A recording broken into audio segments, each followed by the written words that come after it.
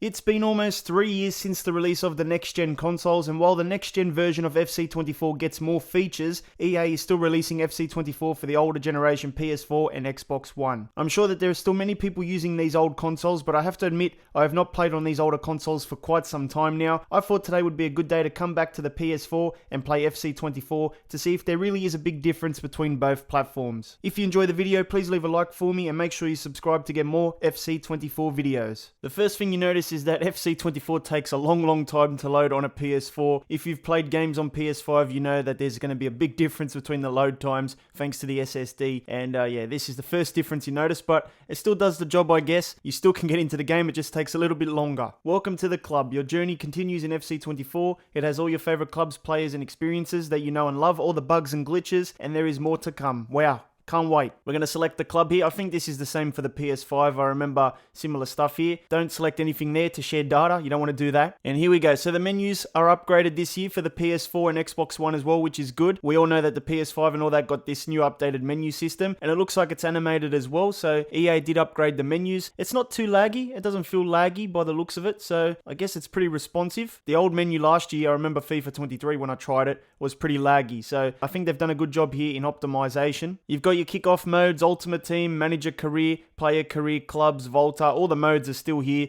You're not losing anything if you play on this version. So in terms of the settings, you've got pretty much the same stuff as the PS5, player-based difficulty, competitor mode, and I think with the camera though, you get a legacy camera angle, and I think there's dynamic, classic and all that, but there's no game cam, there's no tactical view, whatever it's called. I think the PS5 version does get a few extra camera angles, but still you can still play the game with the old school kinds of camera angles. There's no real difference. Let's take a look at the practice arena. We need to see if they've given us the PS5 version of the practice arena. I think they did. So you get the same practice arena as the next gen consoles as well, which is good. So you just drag the guys in and you can do scenario mode here. So you just pass it around, have some fun in the good old practice arena.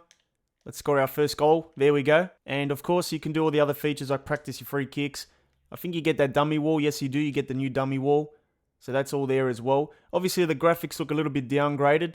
The render distance is not as good as a PS5, but you can still play the game, you know, there's nothing wrong with it. You can change the camera angles as well. You can change the difficulty. You can even do a practice match as well. Select your sides. It's all there. So there's no difference in the practice arena. That is way too zoomed in. I haven't played this kind of FIFA camera angle in years, man. This is way too zoomed in. But basically all the features are there for the practice arena, which is good. You're not losing anything. Let's take a look at Manager Career Mode next, because I want to know if you get the same features as the PS5 and that. I think, from what I understand, dynamic moment cutscenes like the Ballon d'Or and stuff are not in this PS4 version of the game, but I think everything else should be. So you can play as a real manager, you can create your manager as well. Obviously the graphics for these managers do not look as good. They sort of look a little bit different because of how bad the graphics are, but I guess you can still use them. I guess they're still playable. You can do the hoodies, I think, which are new. Let me see where the hoodies are. There we go. And you can also put the glasses on your guy as well. So you pretty much get the same thing. So you get the managers as well. You can play as the real managers. It's the same selection as the other consoles, you know, PS5 and all that, so no difference there. In terms of Creator Club, it's got the same features as the next-gen consoles as well, so you're not missing anything there. So with this version of the game, you get your tactical vision as well when you start your career mode saves.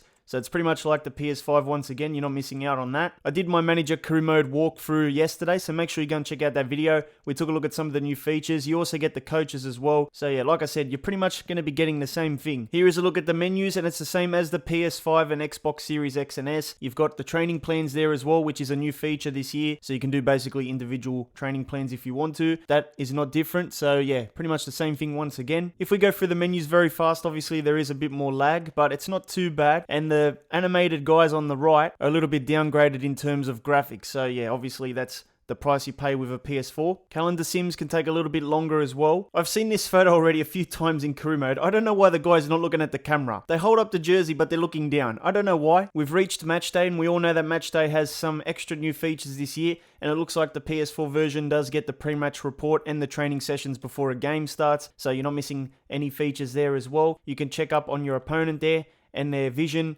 key defensive players and attacking players. You can even do the pre-match training session, which gives a temporary playstyle to one of your players or a selection of players based on the drill. So yeah, that's the same thing on the next gen. Now if we go to this, we can see that we've got the tactical view and playable highlights as well. So if you go to tactical view, you can watch the game in spectate mode. That's the same thing with the PS5 and the next gen consoles. You're not missing out on that. And it does take a little bit longer to load on a PS4 though, as you can see. It does work, but obviously the graphics are a little bit downgraded on the PS4 version. You still get to see Guardiola and the back of him, and you can see the plays on the field and the grass and all that. But the render distance is not the best. The crowd looks a bit more blurrier than a PS5, and the players obviously do not render as good as they would on a PS5 as well. But that's just graphical issues there.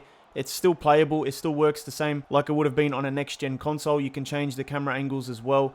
And yeah, so it does the job, I guess. Next up, let's take a look at player career mode. You can play as a real player, or you can create your guy as well. And it looks like you do have the tattoos there. It's pretty much the same thing as the next-gen platforms as well. You pick your team and you do the same thing. So player career mode also gets the activities, the investments, the shopping, the decision making and all that. I think they had it in the game last year as well, so there's no difference there. This year, the player agent was a new feature, and it looks like the PS4 does get the player agent as well. You have to complete objectives at your current club. You have to obviously choose a target team to move to next, and you get recommendations from your agent as well. Here's the menu system. The same thing, obviously just a little bit more laggier, but it's the same thing, it's got the same features. One thing they did this year was training before a match, so that's the only time you can train, and it's got that feature in this version of the game as well. Playstyles are also in the gameplay for the PS4 as well, so each player will have playstyles. That's also a feature on the next gen, they didn't hold that back. Based on my quick observations, it looks like you're going to get the same features on the old gen, just like the new gen, besides maybe a gameplay camera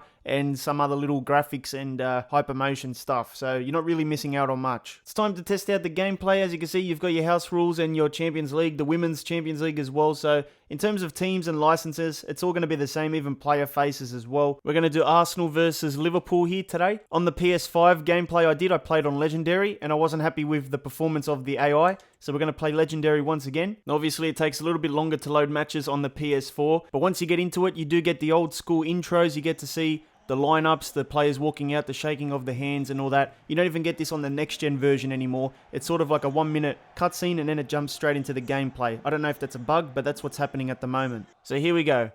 As you can see, the graphics immediately do not look like a PS5, and obviously that's expected as well. You know, this console came out probably like 10 years ago now, but it's still playable. It reminds me of playing like FIFA 17, FIFA 18, FIFA 19 before the next gen consoles came out.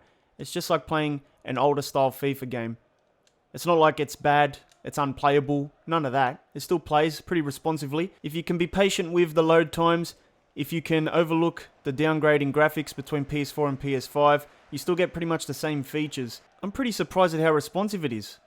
Like, there's no lag, you know, you pass it around and the players do what you want them to do. There's no real lag issues and all that kind of stuff. Very responsive. You're not really missing out on much besides just a couple of things. So it's still a good quality game running on a 10-year-old console. You do notice a little bit the difference between hypermotion gameplay and gameplay without it.